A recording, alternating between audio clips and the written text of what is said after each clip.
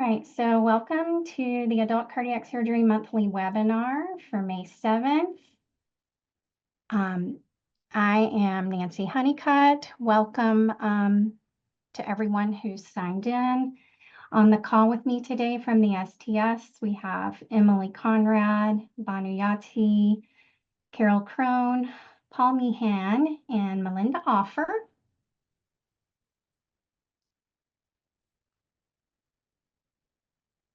So our agenda for today, we've already done our welcome and introductions. We will run through some important dates, some STS updates, and then for our education today, we're going to be talking about getting your data ready for harvest, since that is fast approaching here in the next couple weeks.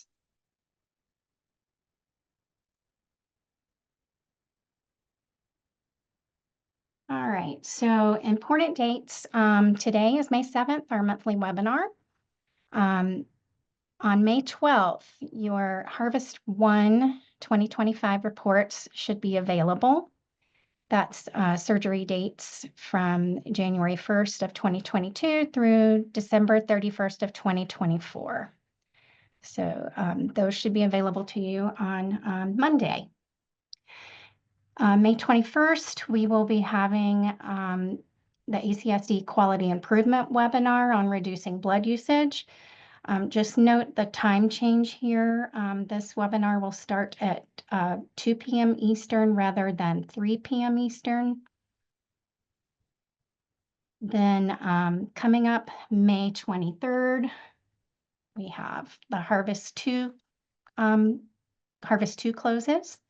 This is surgery dates from April 1st, 2022 through March 31st, 2025. Then the opt-out deadline for Harvest 2 will be on May 27th. Here's a look at the complete harvest schedule for the year, just so you can be prepared, and you can see Harvest 2 is coming up in 2 weeks.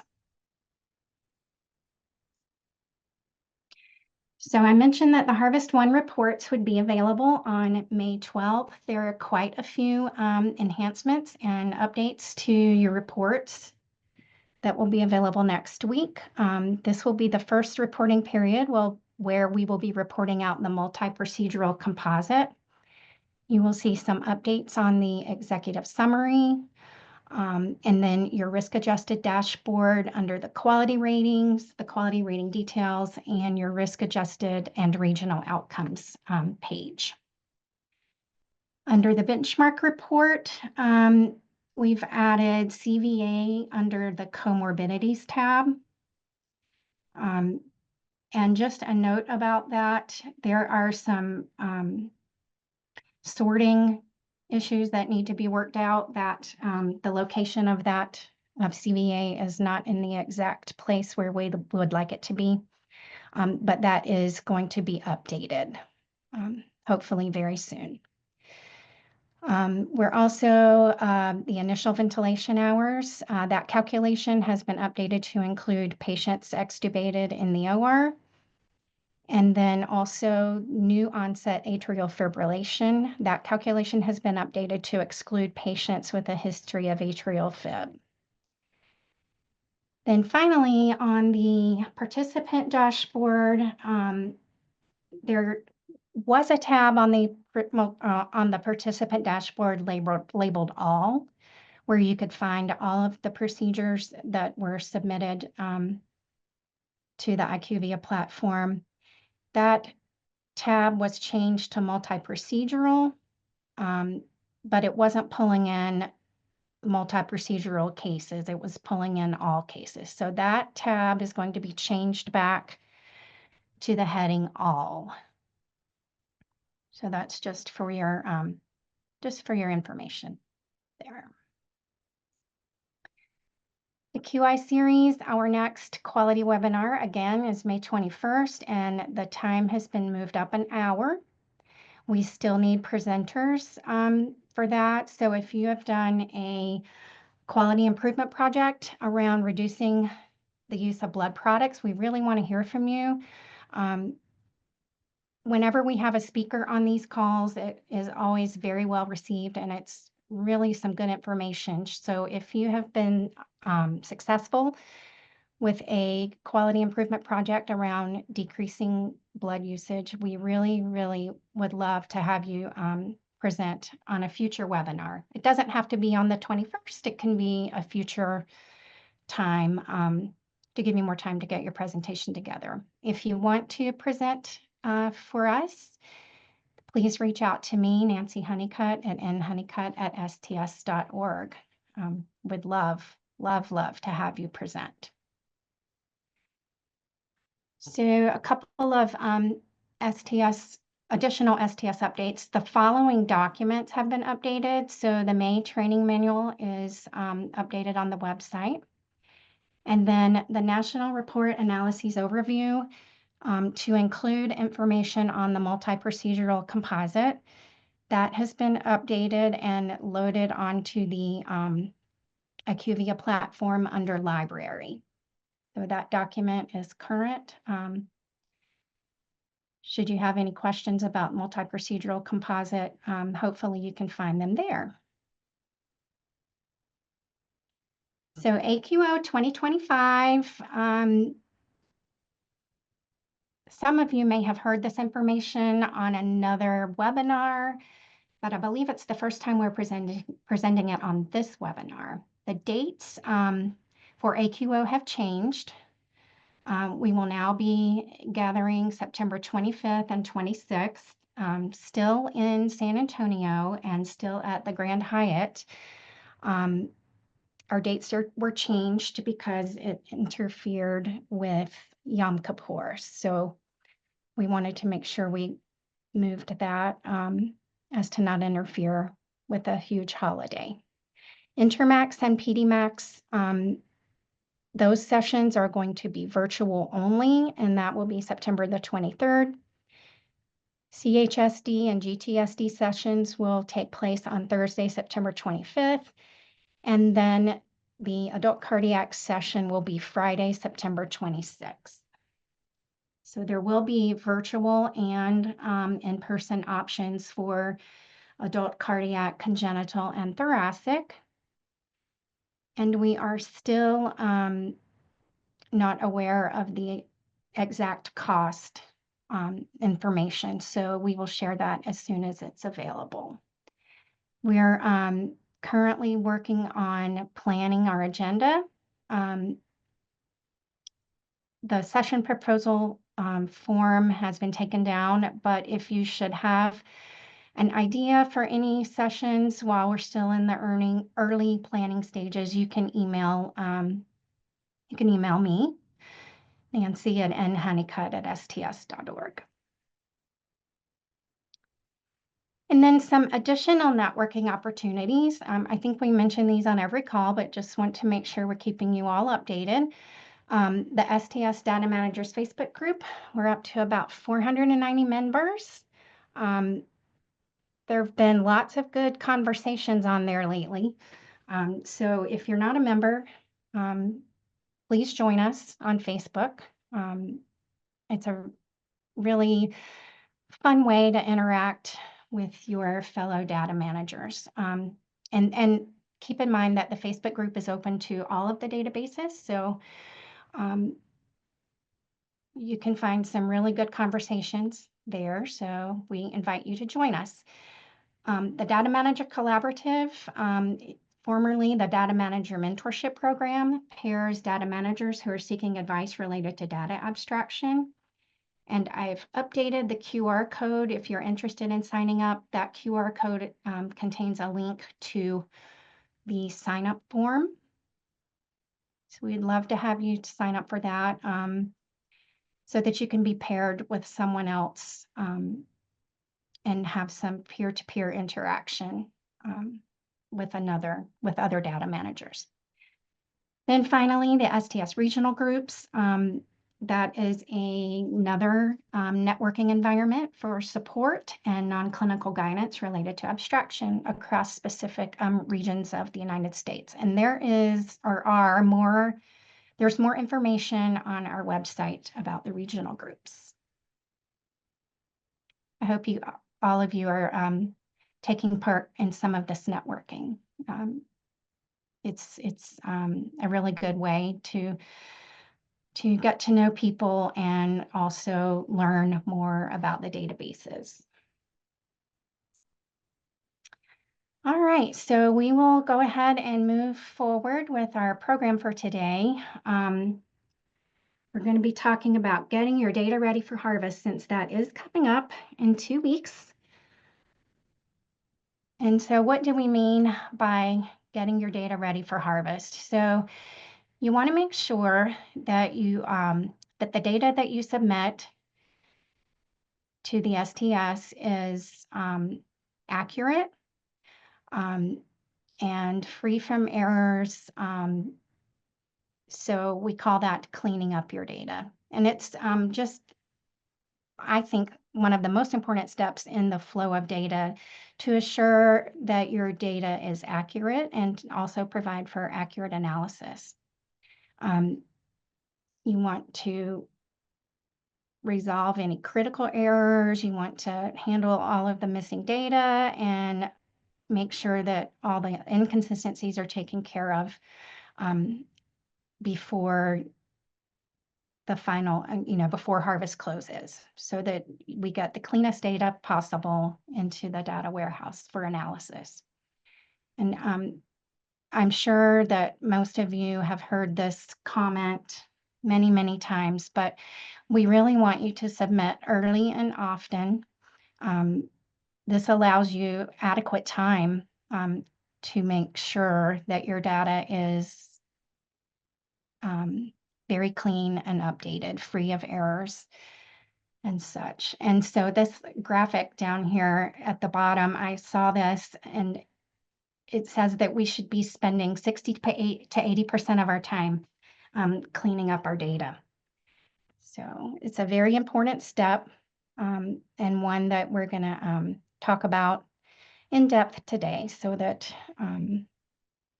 all of your data is squeaky clean when it goes through analysis. So luckily for us, the IQVIA platform offers many tools that can help us get our data ready. So today we're going to talk a little bit about the data quality report, the executive summary page, the participant dashboard, the missing variable report, and the harvest summary report, and talk about ways that these tools can help us get our data ready for harvest. So I'm going to stop sharing here, or actually, no, I've got something on the data quality report coming up next. So when you upload your data to the IQVIA platform using the uploader function, you may come across something like this on your data quality report. And so if you look at here where I've circled this data submission, when it was uploaded, there were 1,669 records submitted, and only 1,628 were saved. So this is something right out of the gate that we need to address when we're cleaning up our data. You want to make sure that all your records are saved. And so when you go into the data quality report, you'll have warnings, which are in the blue part of the pie, and then you may have critical errors.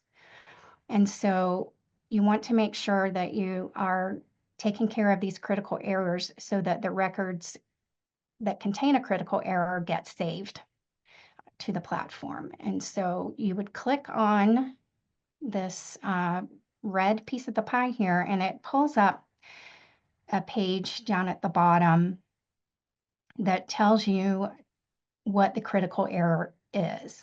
And so for these particular cases, the participant ID did not match. And so what you would do is investigate that on your end with the cases that were submitted. You have a patient ID here that you can look that up and figure out what the issue is here and get that corrected. Then you would need to resubmit your file. And you can see after resubmitting the file that there are no longer any critical errors. I also just wanted to point out the records level validation here at the bottom. If you click into this warning circle here that's blue, when you click into that, it pulls up the records level validation menu beneath that. And this is where you're going to find your warnings about high and low values, but you're also going to find in here any data inconsistencies. So you can, I've circled the short name here. You can click on this box, short name, and it will put these in order for you so that it's a little easier to read. And you can see here I've circled this discharge date. This is an inconsistency error. And so this is something you would want to really pay attention to and correct when you're looking at your data. So you can go directly to this case from the hyperlink there to the right where it says access case. And you can see what's going on with that discharge date there. Other things that might populate here that are consistency errors would include, for example, if your hemoglobin A1C is greater than 6.5, but you didn't mark that the patient had diabetes, that would be a consistency error that you would want to correct because that diabetes risk factor is part of the risk model for our procedures. So that would be something you would want to make sure you have correct. That's just an example of an inconsistency error. Another one would be if you have an FEV1 that indicates severe lung disease, but you didn't have lung disease marked as yes or as severe. That's another inconsistency that this data quality report can pick up for you that would be important to correct. So just another example there. So I believe, yeah, I'm going to stop sharing for a second and go directly to the IQVIA platform.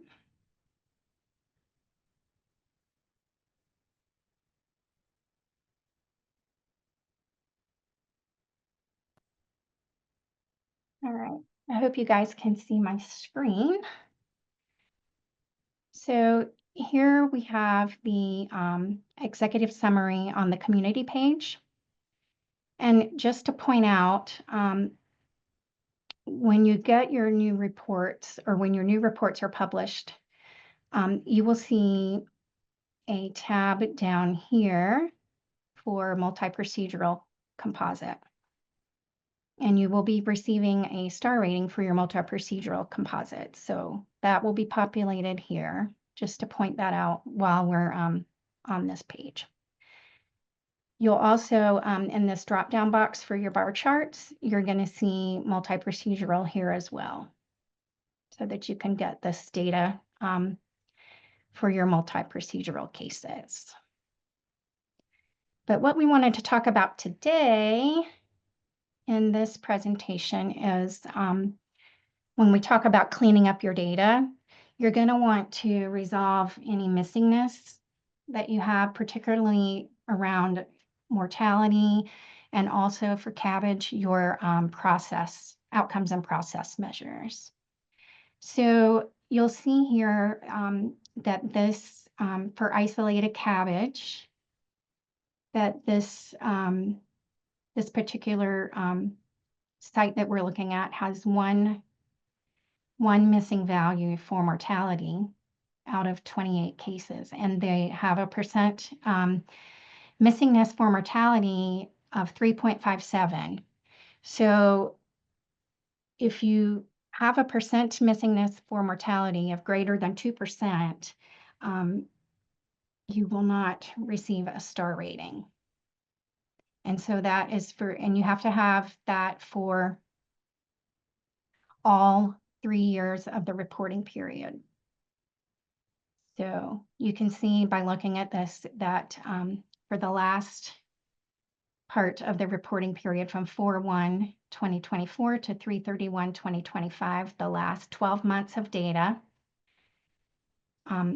there is one case missing, any mortality documentation. So it gives a greater than 2% missingness. So if you click on that, it will take you to a drop down to a case list menu, and you can access the case.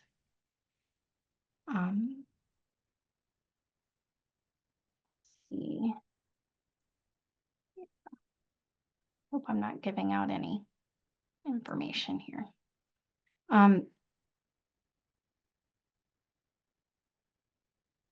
But yeah, so you can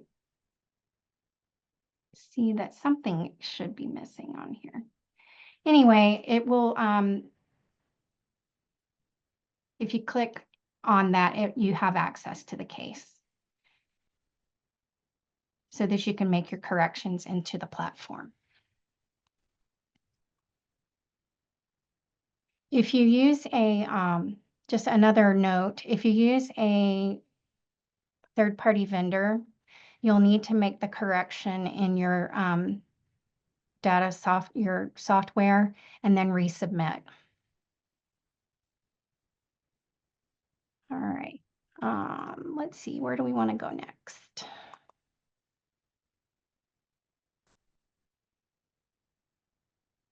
Nancy, can I point out something Yeah. before you get off of there? Yep. So back on the community page, just your last comment about, if you're submitting data, you need to get that done. That form also is working for the people doing direct data entry. So if you're doing direct data entry, you also want to check this out because it'll tell you what records in the system are missing that data, and you want to get that filled in. It's just that if you need to make an update, you could do it directly within the system. So that's an important form. That's important information for everybody to look at when you're cleaning up your data. And because that's the thing that will kick you out of analysis. And I think it's even beyond just kicking you out of the star ratings. I think you get kicked out of most analyses if you don't have that information. So that's why we put this on the community page, and we're trying to put it front and center for you to keep an eye on at all times. So just mainly wanted to point out that it also it is important for direct data entry people, not just uploaders. Right. Right. Thank you, Paul. A good point. All right. So one of the next things I like to do is look at the participant dashboard.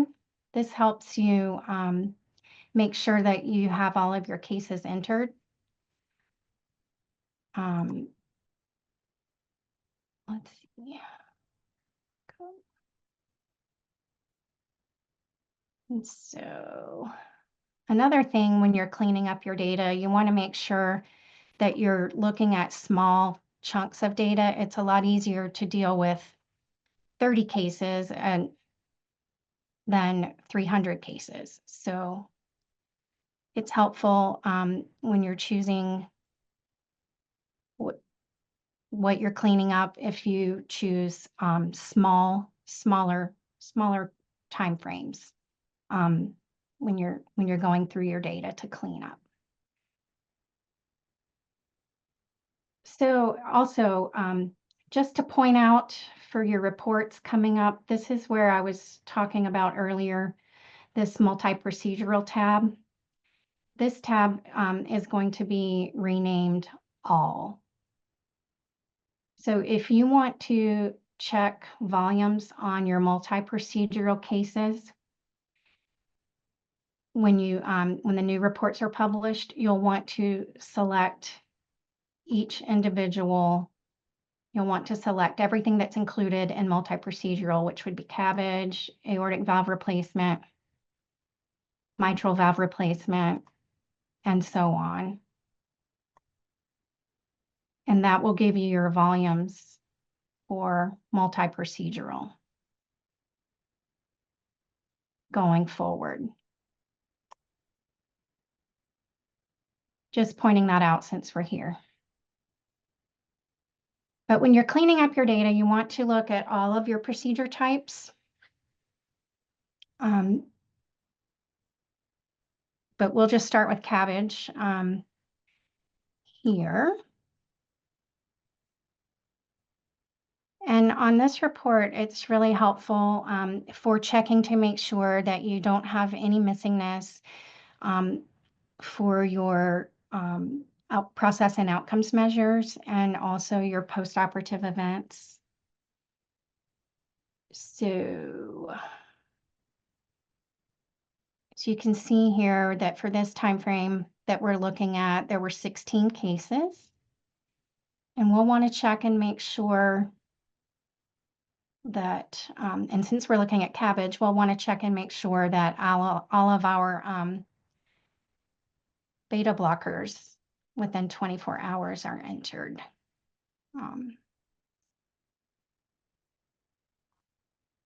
And so here you see that beta blocker within 24 hours. So we had 16 of those marked as yes. Oops. Yeah, 16 marked as yes. And there were no no's and no contraindicated. So if you had something that was contraindicated, or you had something marked as no or coded as no here, that would be something you would want to follow up and make sure that that information was correct. Then for CABG, I would move on to your IMA to make sure that that is coded correctly. Sorry, it takes it just a minute to load. There we go. And so here you see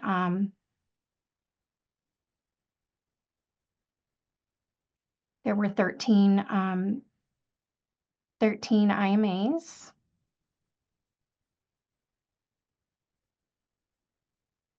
So you had 9 of them were left with the pedicle and 4 were skeletonized, so that adds up. There were no right IMAs.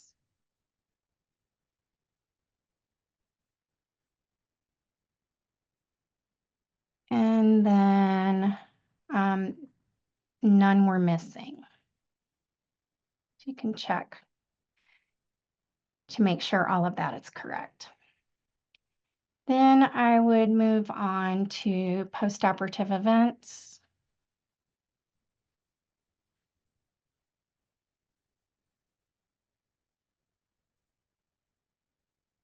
And here you're going to want to check your wounds.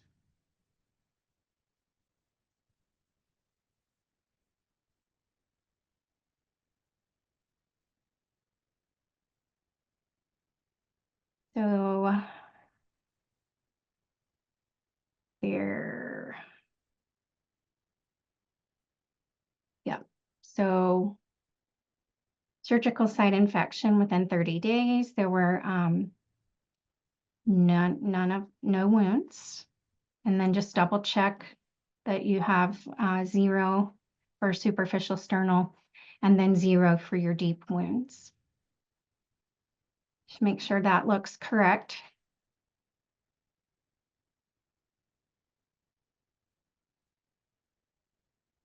And then it looks like this site is not collecting their wounds within 90 days. So you have 16 unknowns there.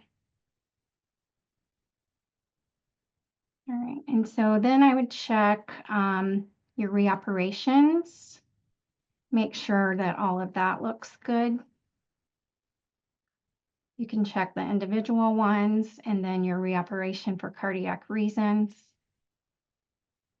And so 0 for yes and 7 no. Let me move back up here. So this dashboard is only going to give you, so you had 7 patients that had a postoperative event. So your total here is going to be 7. So for your reoperations, so you had no reoperations for bleeding, then none for valvular dysfunction, no unplanned coronary intervention, and just make sure that all of that adds up. So you can see there were no reoperations for other cardiac reasons. So then stroke. So here you had, this site had 1 stroke and 6 no strokes, and that adds up to 7. So you want to make sure that that's correct. Your prolonged ventilations, there were 2 patients with a prolonged vent and 5 without. This is mainly just checking to make sure that this matches what you know you have in your data. So no renal failure. And then you can check for other postoperative events as well. And then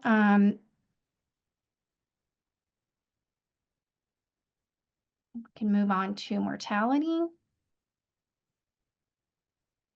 You want to make sure that this this information is all correct. So you had 16 cases and 16 were alive.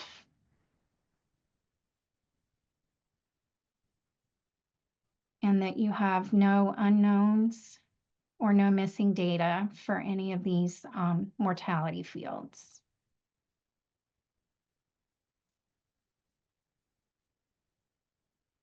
It's a good way to just double check what's on the community page.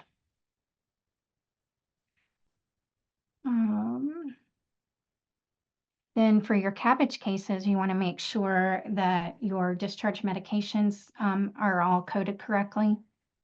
So here you see that 16 patients were discharged on aspirin out of 16. So you're good there. And then you would check your discharge beta blocker. And here you have 14 were discharged on a beta blocker and you had 2 contraindications. You just want to make sure that all of that is correct. And the same thing with your statin. So here in this situation, I would just make sure that this is all correct here. So it looks like 12 patients were discharged on a statin. And then you have 2 that had other lipid lowering medications, and then 3 were no. So I would follow up on these 3 that were no and follow up on this contraindication just to make sure that this is correct. Then I would check your readmissions, make sure you don't have any unknowns for your readmissions.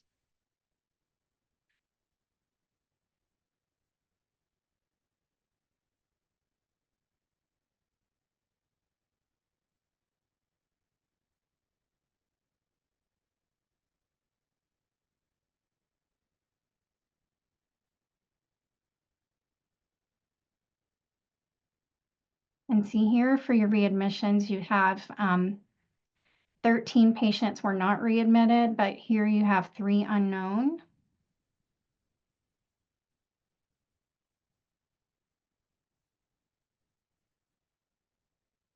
So if you click into that box, it gives you the drop-down menu, and you can go into that record and identify the patient and follow up on this unknown status that way.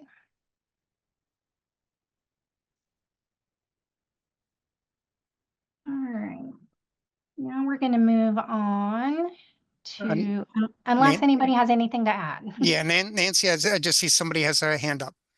Oh, thanks, Paul. I can't see that. Lauren Maida. I'm not sure I'm pronouncing that correctly. If you want to come off mute, you can probably talk. Oh yeah, thanks, Paul.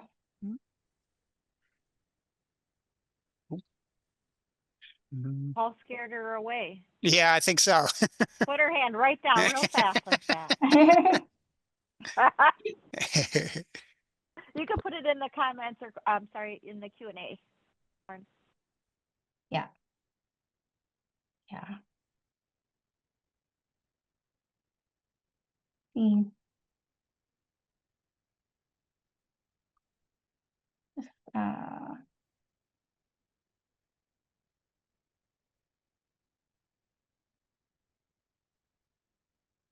Okay. All right. We will, I was just scanning the Q&A box to make sure that there weren't questions about this page before we move on. Oops. That's not where I wanted to go.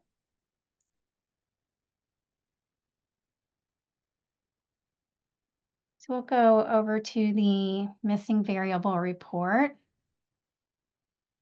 So here we'll type in our date range. And again, I always like to check a smaller block. You can check this however you want. Monthly, we'll check the quarter.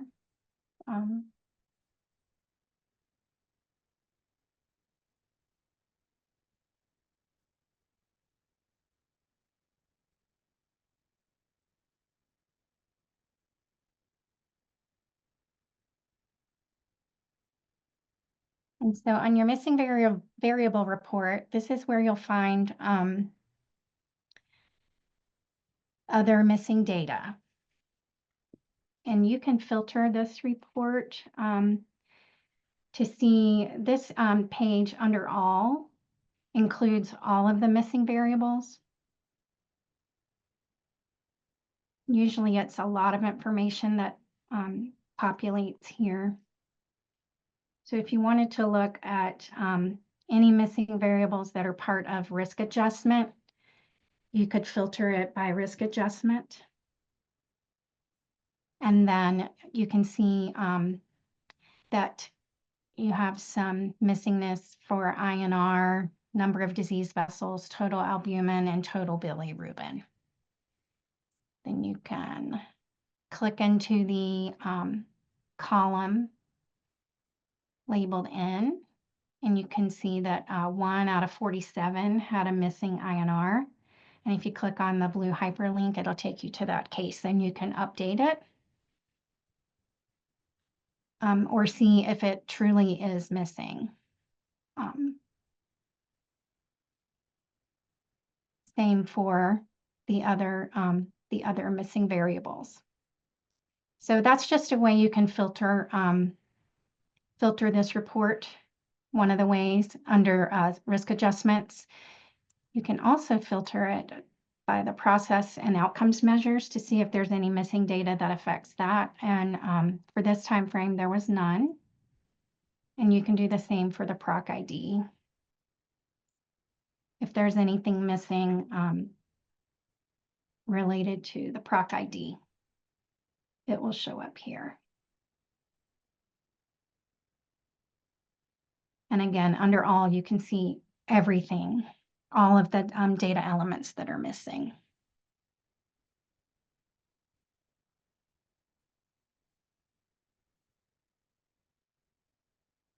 Usually when you look at this, some things will stand out. One thing that stands out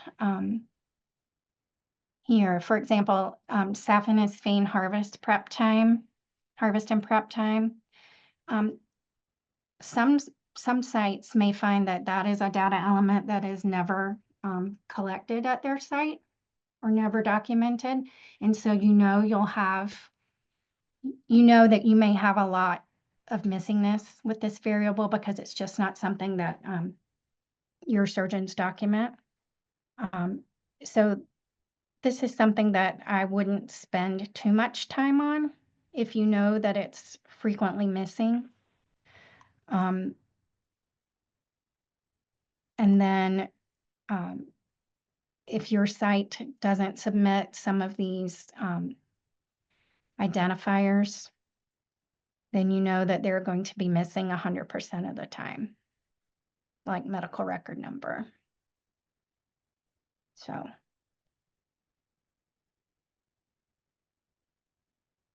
those are things that you may not need to spend as much time on.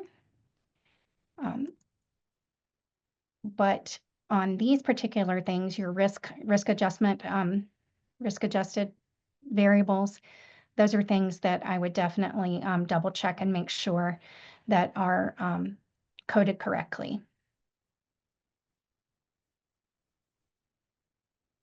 And then we can move on to the harvest summary report. Oops, went the wrong way.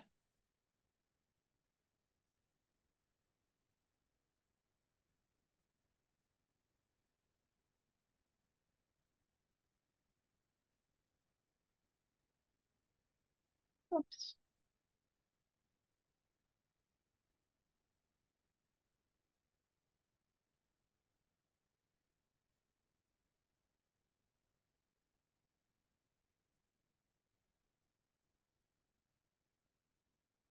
And here again, this report is going to give you any outstanding warnings. Similar to this will be similar to your data quality report. It's another good way to double check. You can click on the short name here and put these in some kind of order.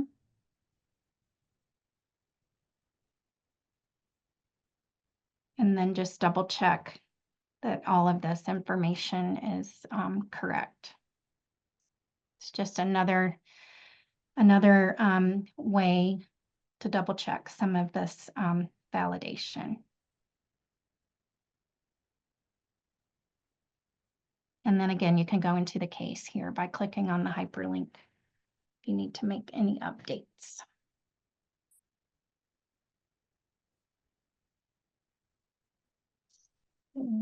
I believe that is all I have. Let me get back.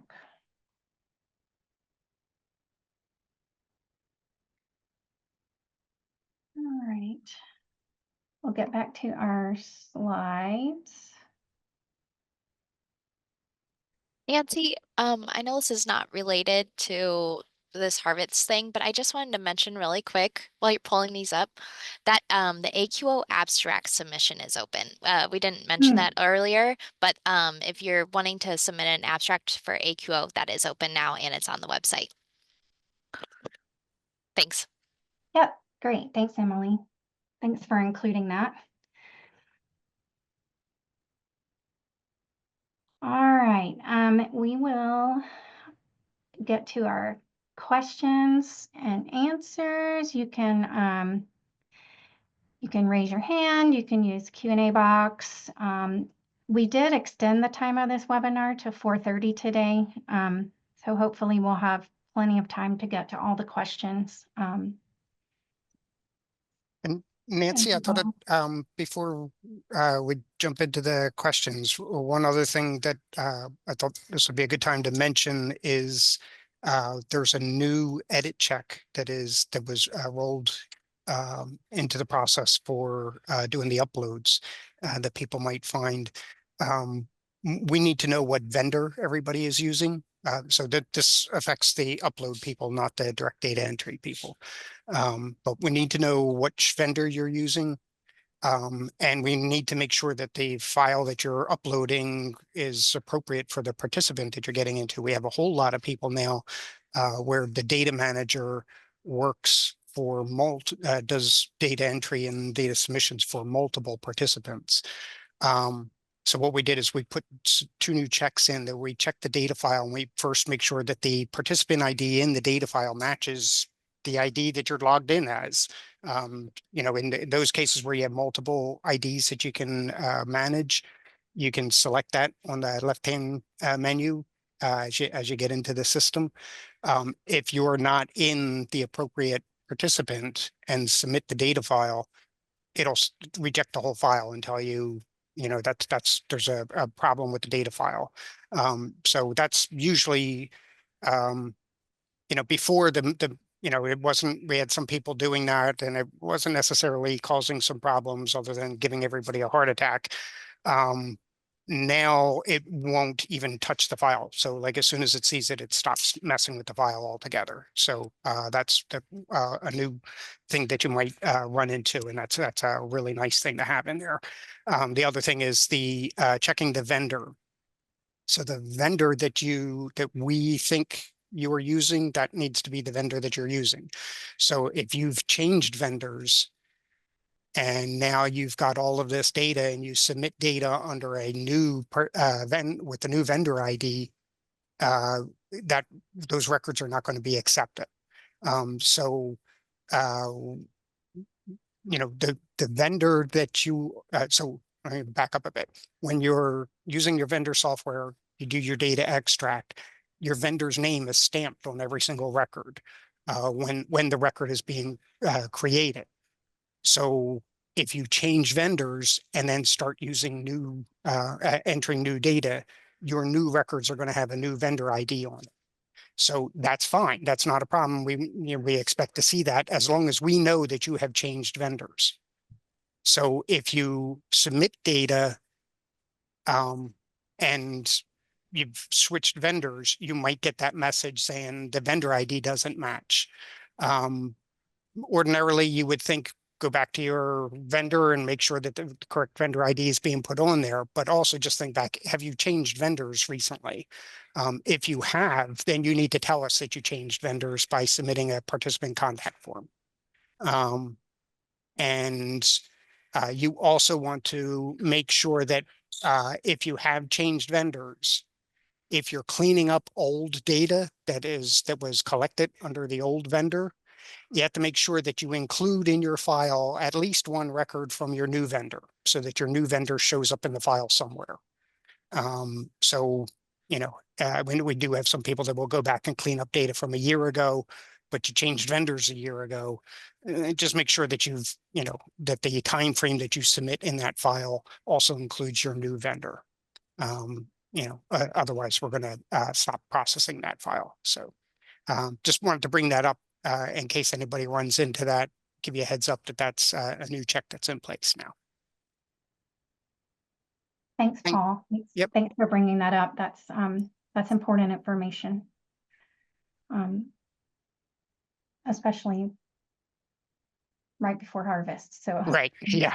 Thanks for bringing that. Yeah, this is another reason why it's a good idea to submit early, because if there's an issue, it gives you more time to fix the issue. Right. Thank you. Mm-hmm. All right. So does anybody have anything else they want to add before we get into questions?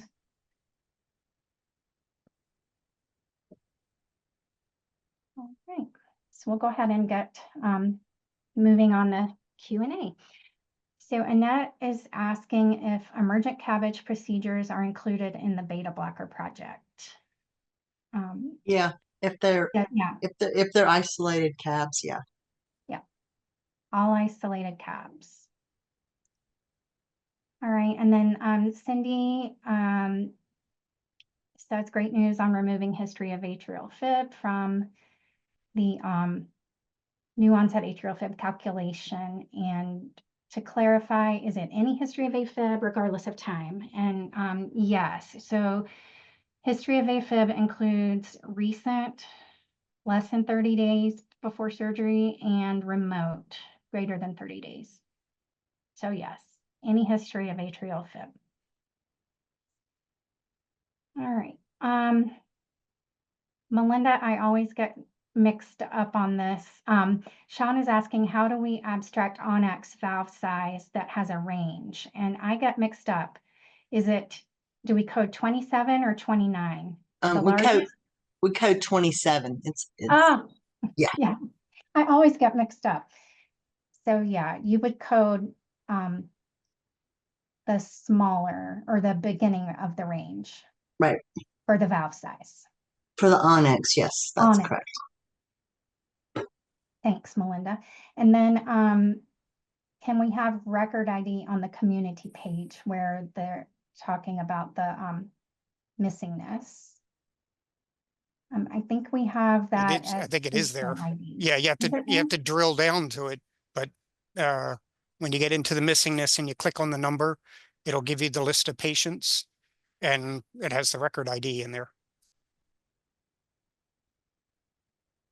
And then Do you want to go over to this is Carol. Do you want to go over to the, and show them where that's at? Yep. Go over to the exit. We can. We can. You did a great job today, Nancy. I'm proud of you. Oh, thank you. Mm-hmm.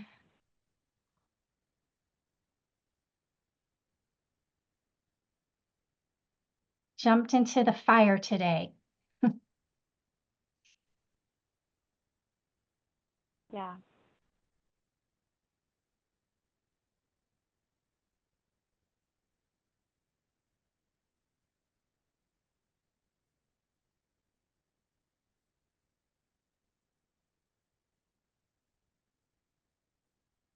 If you click into that box, so you get the patient ID down here, but if you click on the link, it takes you to the case and you will have the record ID. Actually, that is something Yeah, that we is can talk something that about we adding brought up. that in. Yeah, I think we brought that up already with IQVIA. We are working on getting that changed. You really need record We ID, just- not patient ID. Yeah, record ID is ideal for that report on the front page of that report. Yeah. We can just make sure it's on the elaboration list with IQVIA so we can review that. Yeah. Because I think that would be really helpful that you don't have to opening each case if you just want to go into your vendor software. Yeah. Instead of drilling down.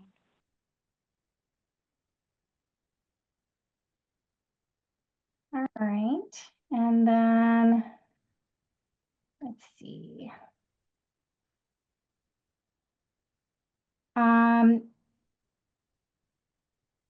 Janet is asking about the consistency error if the A1C is elevated. What if they've never been diagnosed as diabetic? It's in the training manual that if the hemoglobin A1C, and Melinda, please correct me if I'm misspeaking. If the hemoglobin A1C is greater than 6.5, you are allowed to code diabetes as yes. Correct. Yeah, with or without treatment, or with or without a physician's diagnosis, we use the A1C. We use the A1C for. Thank you. All right. Is it possible to analyze outcomes data by surgeon? We don't have that availability in our IQVIA reports.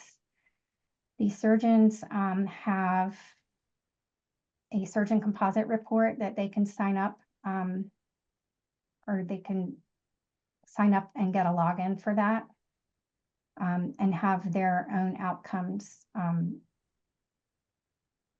reported out. But we don't have a way to analyze outcomes by surgeon on the IQVIA platform with any of our existing reports. Yeah, if a surgeon wants to see their surgeon composite report, they could just send an email to STSDB_helpdesk asking for that. We'll send them the link to where they can sign up for it because they have to enroll to get that report. And then when they get it, only they can get it. You won't be able to get it for your surgeon. It's only visible to the surgeon.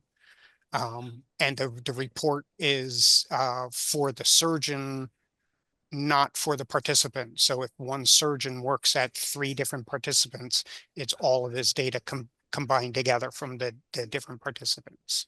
But that is available. Just, they should just send an email to help desk and we can get them hooked up. Thanks, Paul. Mm-hmm. Melissa's asking about the exceptional risk cases for Q1. So the surgeon reviewers we're currently getting all of that together for review, and they will be reviewing those. They're reviewing them now, and then they still have some to review, and we should have an answer soon after harvest closes, but it will be prior to the data going through analysis. So if your case is excluded, it will be excluded from analysis.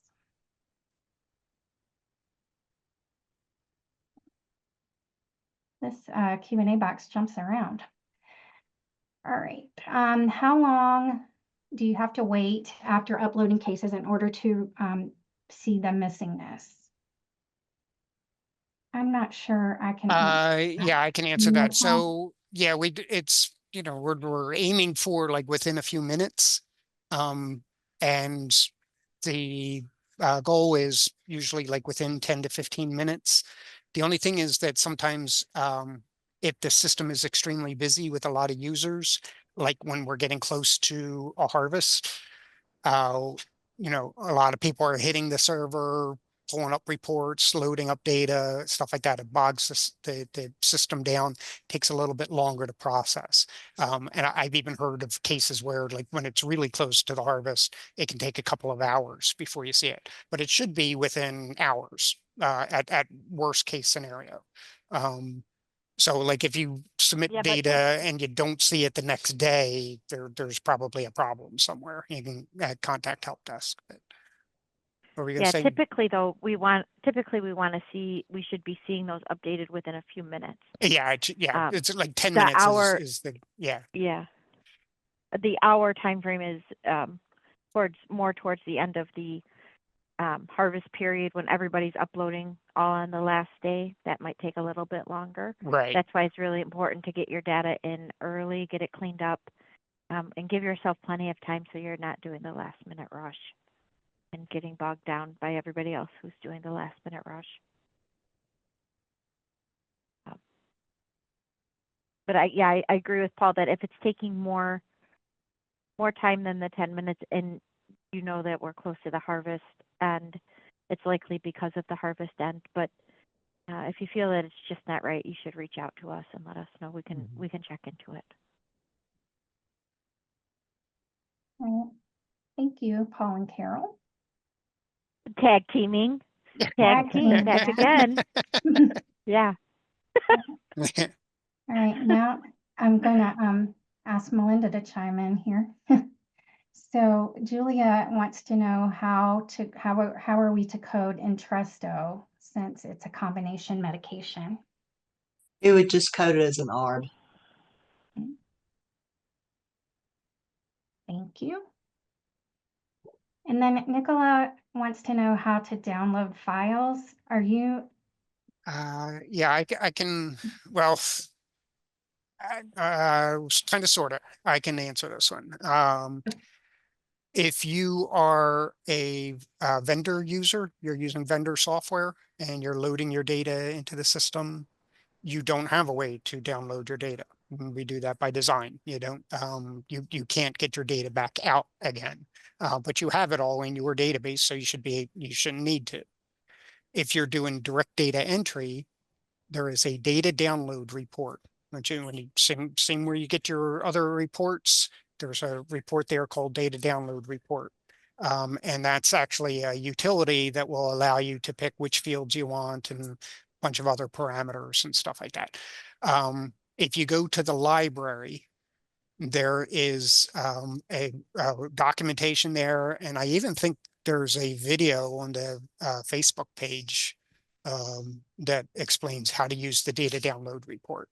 And I would just go there. I think showing that is a little bit involved for this audience, but I think you can find it there. And if you have any trouble, just contact help desk. Oh. Mm-hmm.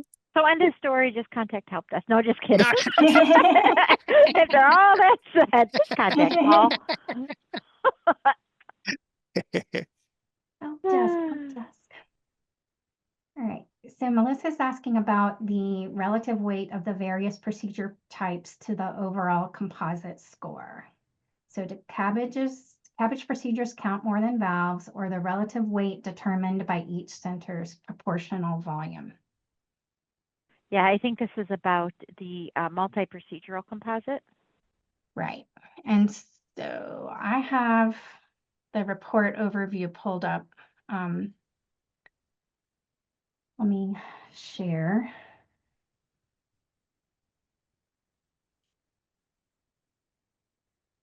All right, so for the multi-procedural composite, the weighting for each of the procedures is going to depend on the weight of the individual procedures. So here, the cabbage, the weighting for cabbage is here. So 0.81 for mortality. So mortality is basically weighted higher than morbidity is 0.1, and then your IMA and your meds are 0.7 and 0.3 respectively. So for your valve cases, the weighting is determined with each harvest. And so for multi-procedural, the weighting is going to depend on the individual cases that make up the composite. So all of your cabbages will be weighted the same, then your valves will be weighted according to the weighting that's determined at harvest. So if you do predominantly more cabbages than you do valves, your weighting will be more similar to the cabbage weighting for the composite. So it's procedure dependent. It's right. Procedure dependent. Mm-hmm. That was a much easier way to say that. Thank you, Carol. No, just summing it up, what you said was really helpful, and I think it explained a lot. All right, Jennifer, our Harvest One reports will be released Monday, May 12th.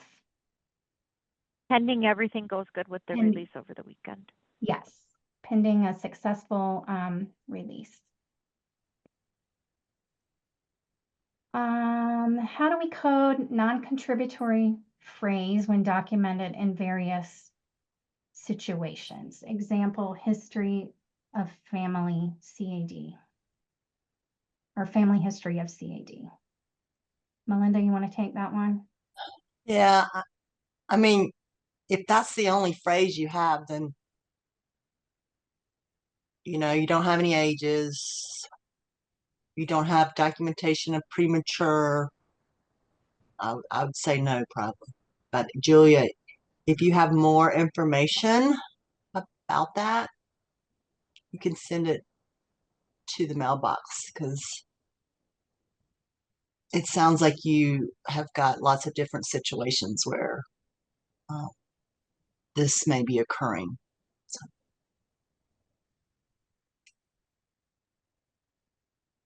Thanks, Melinda. Paul added the form for the surgeon specific composite report to the chat. He put a link in there for that, Yeah. for anyone who's interested. Thanks for doing that, Paul. Yep, no problem. And Erica is wondering when the aorta information will be added to the PROC IDs.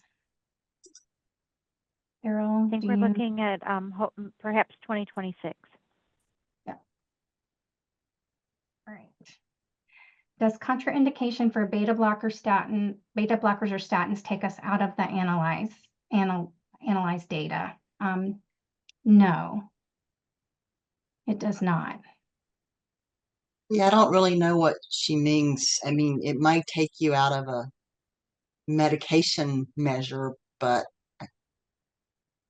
Well, it'll Julia, take that case out of the measure. right, but it not out of analysis. Right. Right.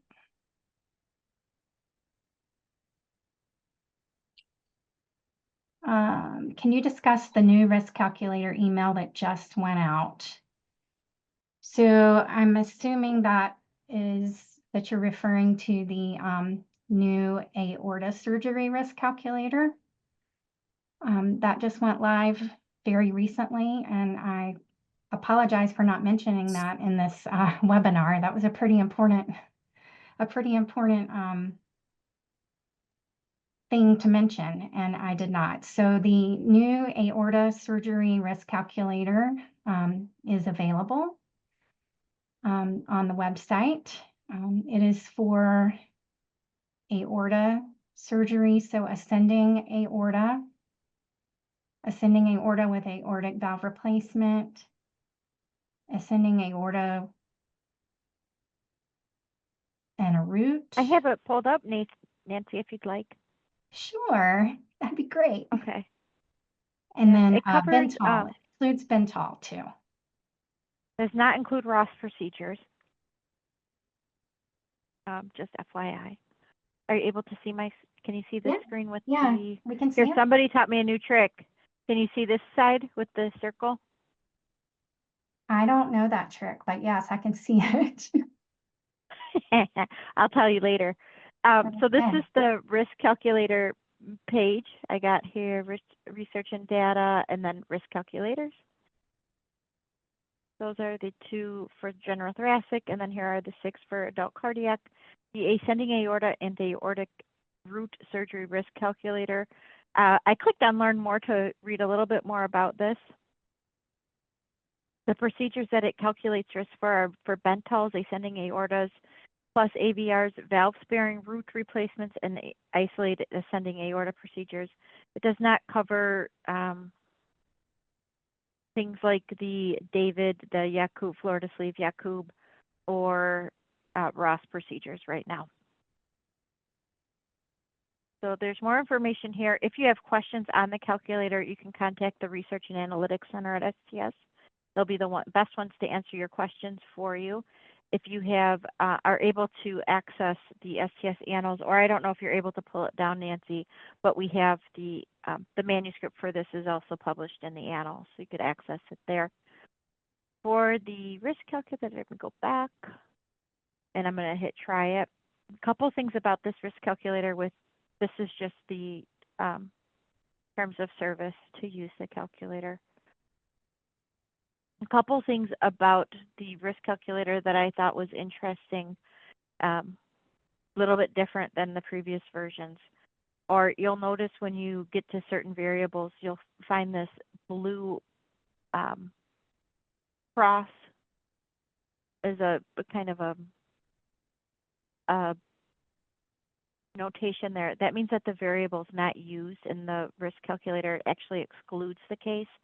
So patients with endocarditis do not use this risk calculator for them. The risk calculator was not built for that population. We do not have a risk calculator for endocarditis patients. So they're excluded from this category. The first thing you do is you specify your procedure. Doing a Bentall, planned circulatory arrest, yes or no, and then enter in your aorta disease. And these are if they're positive, family history, arch anomalies, patient's genetic history, and chronic dissection greater than 90 days. And then you go through the priority incidents, previous cabbage. So what I was talking about, you have to scroll down a little bit, and I don't know why it's, the risk model variables are identified by the red asterisks, and then the blue cross identifies variables that exclude the case from the risk model. So you'll have your risk models, and then when you go to select something that excludes the case, you won't be able to select any of those options. The only option is no. That will keep it in. When we're talking about procedure identification, the only option for endocarditis is no, to keep it in that analyzed cohort, and it's the same thing for the risk model estimate. The risk models will update on the right-hand side of each of the estimates as you enter in the various risk factors. And then your surgeons can use this to take a full screenshot. If they're doing it on their phone, they can take a screenshot on their phone of it, or just copy and paste whatever they want. The full screenshot works nice. See if I can get it to work for me. Uh-oh. Maybe because I didn't answer everything.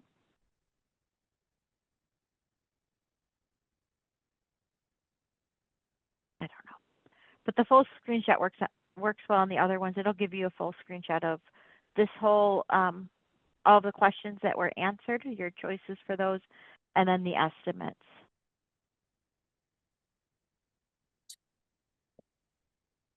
Yeah, I think because I haven't filled out all the information, it's not working. And then again, there's a link here to contact the Research and Analytics Center. Are there specific questions that Nancy and I, Melinda, can try to answer on the risk calculator? I've been getting questions about whether they should be discussing this in sequence, 1966 at the risk calculator was discussed. And Nancy and I talked about that earlier this week, it seems like. And, we don't have a risk model. So for that sequence was the risk calculator discussed. That applies to procedures that we have a risk model for. So for now, since we just have a calculator, then you don't have to have the discussion until we get the model in place. That's what Nancy and I discussed. Carol, your thoughts on that? Yeah, I agree with it. I would say, though, that if your surgeons are using the risk calculator and they're documenting it, that it's fine to chart it. It's fine to capture it in the database. So I agree with you. I would just add on to that, if they are already using the calculator and they're already discussing the scores with the patients, it's fine to capture it. Is that okay, Melinda? Well, I don't know if that's an audit question or not, so I don't want to, For the ascending aortas, I think the audit is looking at if they're coding it accurately, right? So if they did discuss it and they're not coding it, that they discussed it, then it would be considered a mismatch because they did discuss the risk calculator with the patient and it's charted.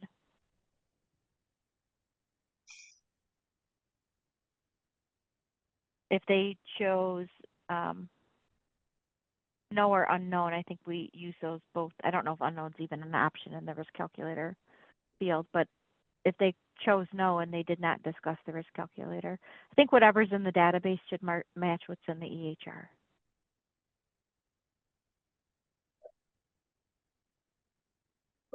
Want to talk about it offline and come back? yeah, because I just don't want to. I think all the other ones that we use have to have risk models available. It's just like the TB risk calculator. There's no model for that, so we haven't required them to discuss that one. Yeah, I don't think it's about making it a requirement. I think it's about if they're doing it, we should capture it. Okay. And then when it does become, if it does become a requirement, then we discuss that. I think that's a different angle of the risk calculators. For now, though, I would say if your surgeons are using the calculators and they're documenting that they discussed the risk with the patient, that I would capture that in the database. Why don't we talk about it offline and then come back? Yeah, and then we could have an update to the training manual. Okay, that sounds good.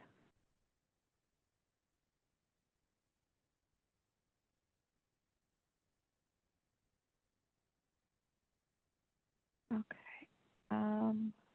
Any other, let's see, I looked through, I didn't see any other questions about the calculator. I see, does it include hemiarches? So this includes ascending and ascending and valves, ascending and valve, or ascending only?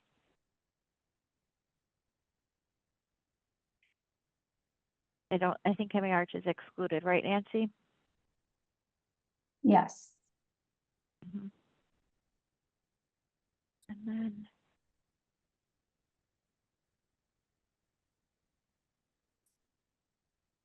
then I see what you're saying, the difference between no and NA. I think either way it's fine.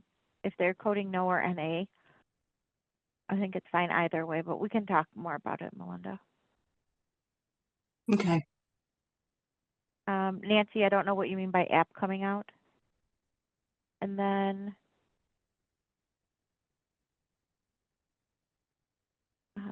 so as we talked about, Erica put in a question about if this isn't an analyzed case, then why would we be audited on it?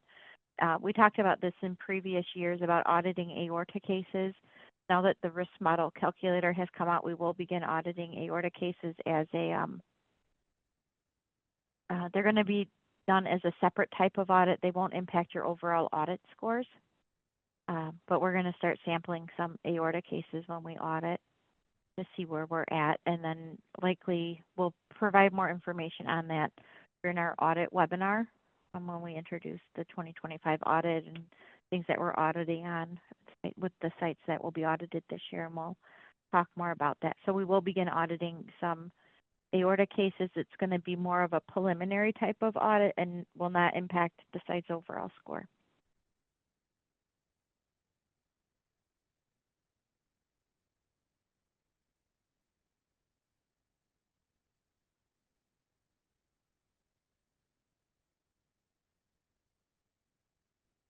How many CEU this AQO compared to last AQO? We'll get to those in a second. I don't know what a STS call app is, Nancy. We have the calculator app. I think that's, I don't think that that's been released yet, but they are working on it.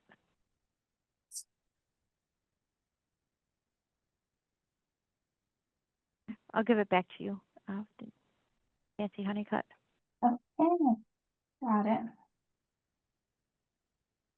Yeah. I'm not sure what the call app is either. Okay. Carly says she thinks hemi-arch is included. If you look online at more info at the calculator, the pictures show hemi-arch.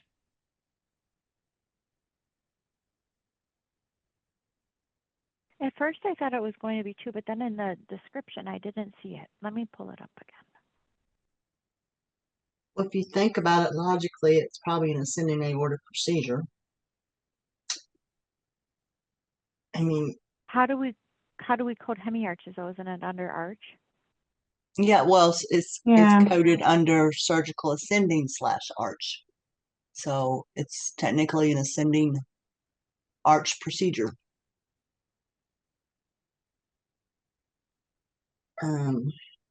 Yeah, I mean they do have, so yeah, I guess it is. I'm sorry, hemiarch is included. That's what I thought at first, and then I didn't see it in the written description, so I got confused. So ascending aorta with hemiarch reconstruction, with ascending aortic replacement with aortic valve replacement with hemiarch. These are all hemiarch procedures.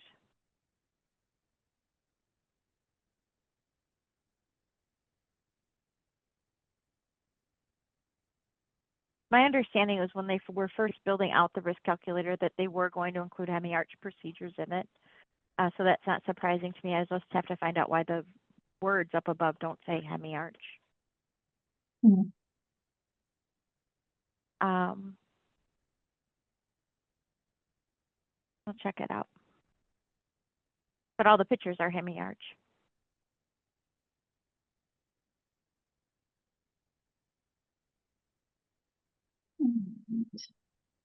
Just scrolling through while we're talking about the calculator.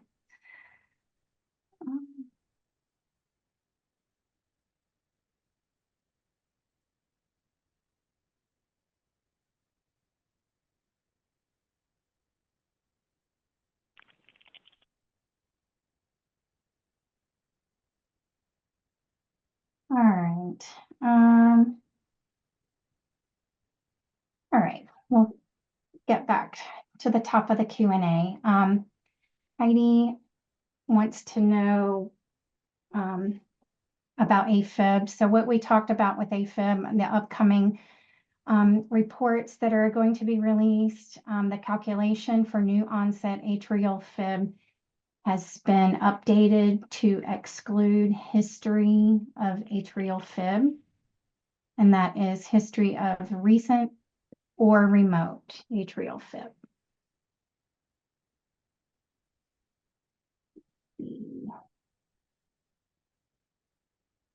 If a surgeon decides not to do an MVR cabbage and just does a cabbage, can they document why they didn't give the pre-op beta blocker? Change in scheduled procedure, decision was made intra-op, not prior to procedure. Thanks. I think we talked about this last week, Nancy. I had a similar question.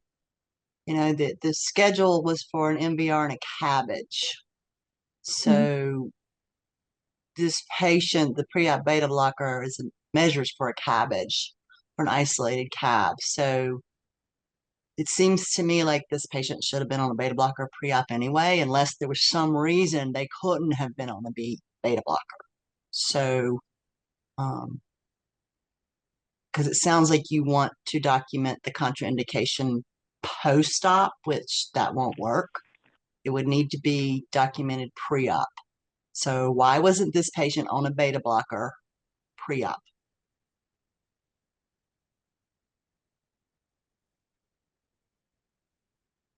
Nancy, you have anything to add? No, I don't have anything to add. The patient.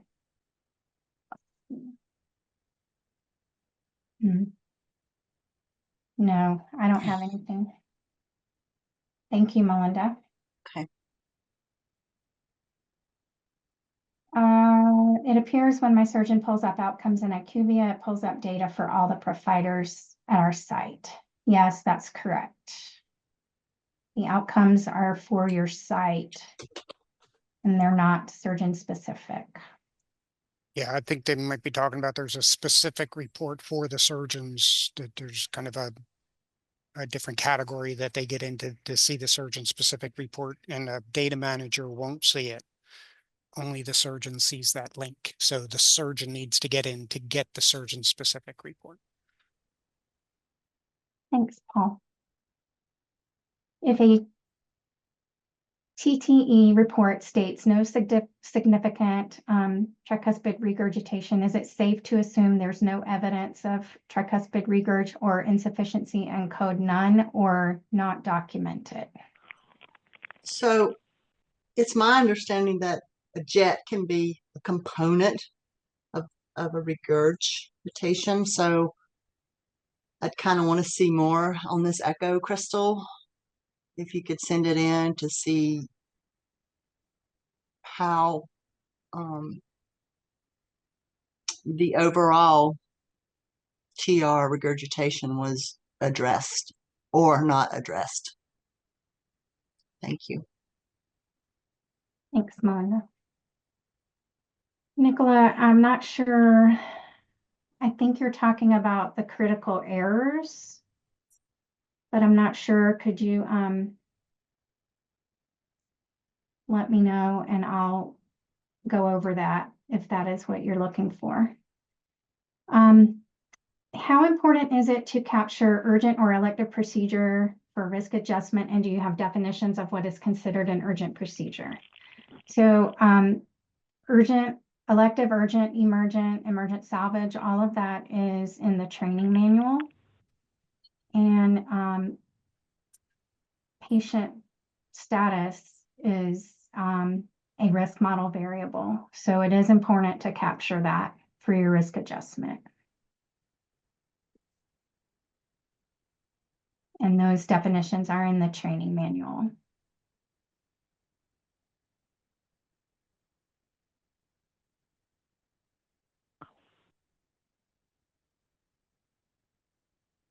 So, Nicola, you want to know how to download an Excel for missing this? No. Uh, I'm not sure what. that yeah, means. I don't know if they're talking about the report. Do you want to see the report in Excel, or do you want to like download your list of, like if you're in the data quality report, you can dump the list of patients to an Excel spreadsheet. Yeah, actually, I think if you just contact help desk, we can walk you through it. Yeah, and I also did a webinar. I think that was data manager training session 4 that went over that topic too. That's on Okay. the YouTube site, the STS YouTube site. Yeah, that was, I think it was 4. yeah, that was a good presentation. Yeah, that was good. Yes. Thanks, Melinda and Paul.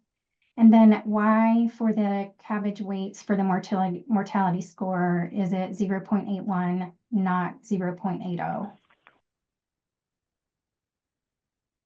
Believe that's just statistically how it came out. Carol, do you have any insight on that? That's just how it came out. I would read, Yeah. I would refer to the adult, am I on mute? No. No. I would we hear you. refer to the risk model the 2-part risk model manuscript on the Annals website. Yeah. Pre-op beta blocker. Patient is transferred to us, had no home beta blocker documented, but at the transferring hospital, they started the patient on a beta blocker. Under beta blocker home therapy, do I code no, even if the patient is on beta blocker pre-op? So Melinda, the you beta. came off mute. Oh, am I off mute now? So Yeah, sorry. the let me read it. Okay, so the patient was not on a home beta blocker, and they started at the transferring hospital. So for sequence 1030 beta blocker within 24 hours, you could code yes or no depending on whether they got it. But for the other sequence, the one that's the 2-week and the home beta blocker, I would say no, because this patient was not on a beta blocker at home.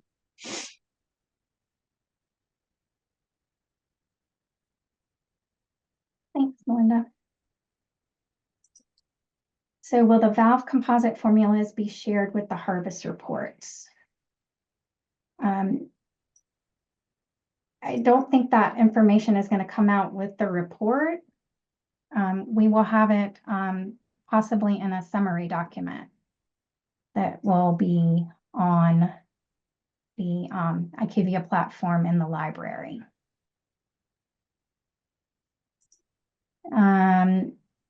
And we do not have the program set for AQO yet, so we don't know how many CEUs will be available. More to come on that. So an LAAO procedure is done in the same OR visit as a cabbage. Does that remain in the isolated cabbage group? Same for a valve. My understanding is that only AFib procedures that use intracardiac lesions take them out of CABG or valve only. Is that correct? So an LAO does not affect case isolation, any of the procedures. So the second part of the question has to do with intracardiac lesions. So if you're doing a CABG in an aortic valve and you do an intracardiac lesion, that will remove you from isolation. But if you're doing a mitral valve, it doesn't matter if you're doing an intracardiac lesion. It does not remove the mitral cases from isolation if you do an intracardiac lesion.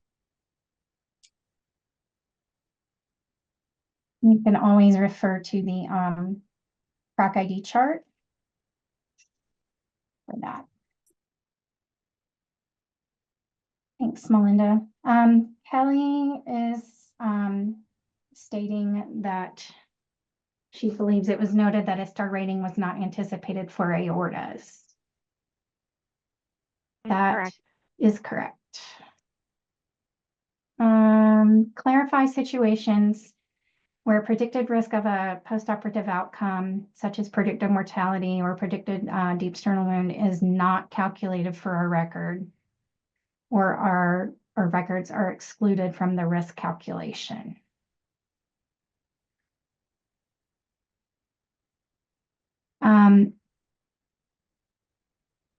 To calculate a predicted risk, you would have to have all of the risk model variables coded. That would be an example. I would ask if you have a specific scenario that this is happening, then perhaps we could take a look at that to see maybe why this isn't happening for you in that particular situation. That's all I can think of. Nancy, Carol, Paul. No, not me. Am I looking at the, which question is this? Can you please The clarify first which one. situations Mm-hmm. predicted Yeah. risk of postoperative outcome is not calculated? Is this coming from a site or from a vendor?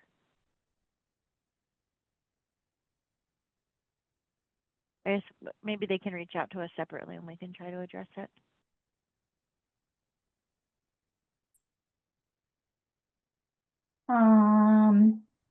So the form that Paul put in the chat is not a new form. It has been around for a minute. It's the surgeon composite report.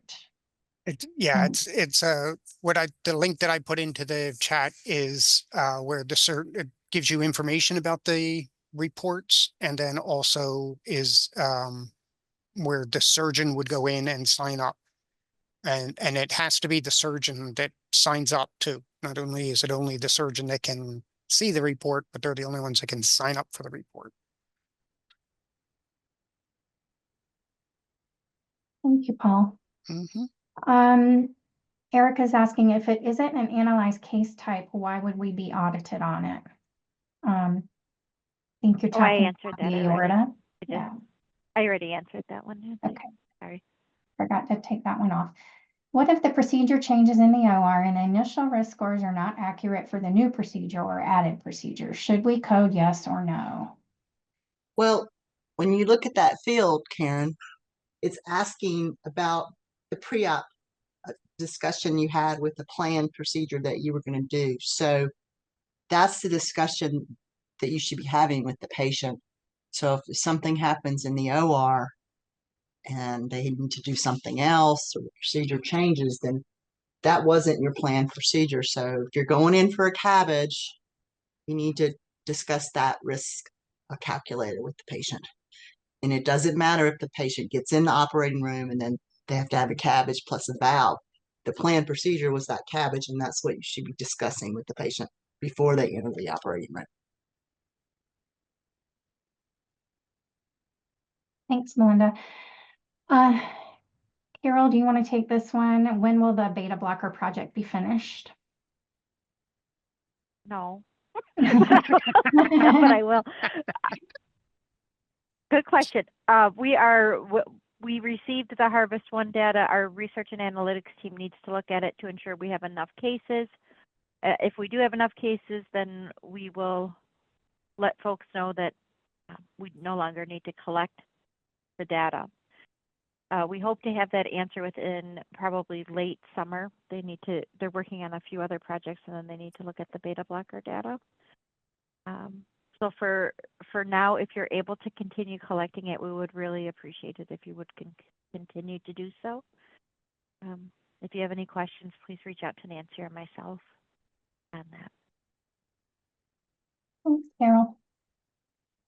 And then I'm not sure if we answered this before when we were talking about the aorta calculator, but so the aorta risk calculator is not for dissection. It's meant for elective or urgent aneurysm cases.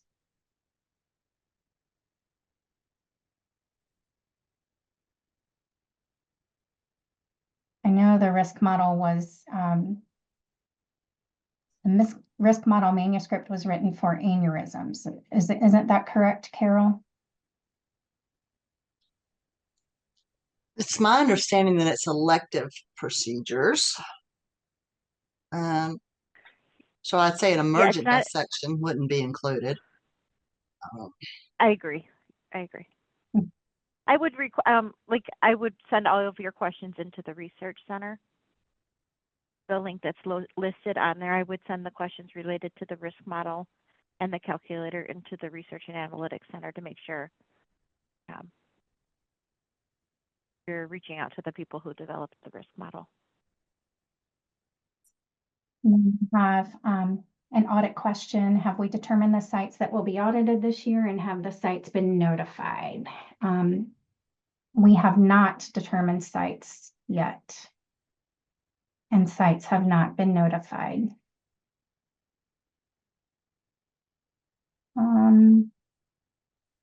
So Julia, the aorta procedure worksheet has not been updated.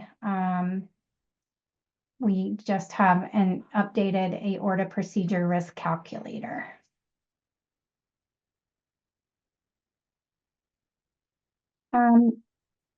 Erica, can a POCUS exam be used to document postoperative echo data elements? I'm not familiar with that type of exam. I was just looking it up. Apparently it's a bedside ultrasound. I think I would need more information, Erica. We have to discuss this with surgeon leadership. So can you send that in to me and provide me some information and what the report looks like and things like that? Thank you. And then quickly, I think finally figured out what Eric or Nicola wanted to review. So I think this is correct. I'm going to share.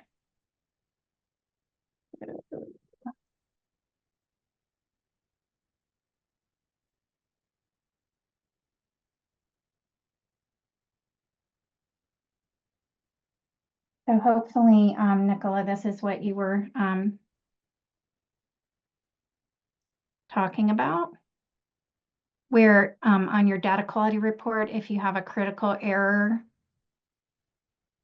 you would click on the red piece of the pie graph and it will display a validation menu down at the bottom with the record ID and the patient ID so that you can go back in and fix your error. I think that's what you were talking about.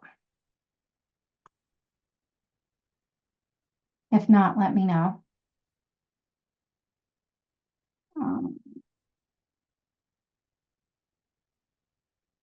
All right, I think that's all of our questions.